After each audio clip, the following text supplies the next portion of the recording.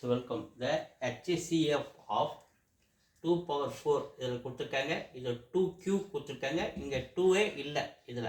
அப்போது HCF நம்ம பார்த்தோம்னா மூணுத்துலேயும் காமனாக இருக்கணும். அதை மட்டும் தான் நம்ம ஃபேக்டராக எடுக்கணும். அப்போ 2 பேஸில் இங்கே எது இல்லை. அப்போ 2 விட்டுருந்தேன். 3க்கு வரேன். 3 ஸ்கொயர் 3 cube இங்கே 3 பவர் 1. ஸோ இது எது 3 பேஸ் மூணுத்துலேயும் இருக்குது காமனாக. அது மட்டும் இல்லாமல் பவர் இங்கே கம்மியாக இருக்கு. இதில் தான் கம்மியாக இருக்குது. 3 பவர் 1 அதை எடுத்துக்கிறேன். மல்டிப்ளை அதுக்கு பாருங்க 5 cube 5 ஸ்கொயர் இங்கே 5 இருக்கா. அப்போ 5 பவர் 1ன்னு எடுத்துக்கலாம். இங்கே தான் இந்த 5 பேஸு பவர் 1 இதில் தான் மூணு ஆப்ஷன்லேயும் 5 பவர் 1 தான் கம்மி. 5 எடுத்துக்கிறேன். 7 எடுத்துங்க. 7 ஸ்கொயர் 7 இங்கே 7 அப்போ 7 பவர் 1 கம்மி. அப்போ 7 எடுத்துக்கிறேன். இந்த 11 பார்த்தீங்கன்னா இங்கே இருக்குது. இது ரெண்டுத்துலையும் இல்லை. மூணுத்துலேயுமே காமனாக இருந்தால் தான் நம்ம HCFல எடுத்துக்கணும். இதில் 1 மட்டும் இருக்கிறதுனால அதை நம்ம விட்டுடுறேன். அப்போ மூணுத்துலேயும் உள்ளதை நம்ம எடுத்துட்டோம்.